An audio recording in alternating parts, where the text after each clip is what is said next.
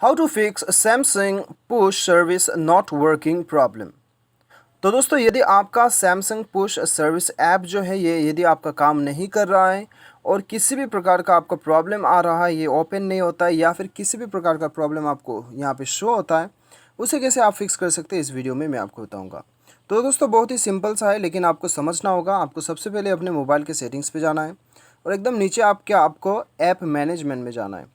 ठीक है, उसके बाद में यहाँ पे आपको ढूंढना है सैमसंग ढूंढना है। ठीक है, तो चलिए हम एस से शुरुआत होता है तो हम ढूंढ लेते हैं यहाँ पे सैमसंग पुश सर्विसेज। इसके ऊपर आपको क्लिक करना है और यहाँ पे दोस्तों आपको जाना है स्टोरेज यूसेज पे, क्लियर डाटा में क्लिक करना है, इसे क्लियर कर देना है और आपको बैक आना है। उसके बाद में परमिशन पे जाना है और परमिशन ये सारा आपको अलाउ करना है। उसके बाद में दोस्तों अपना मोबाइल को एक बार रिस्टार्ट कीजिएगा और आप चेक कीजिएगा आपका सैमसंग पुश सर्विसेज काम करने लगेगा। उम्मीद करता हूँ वीडियो पसंद आया होगा। Thanks for watching.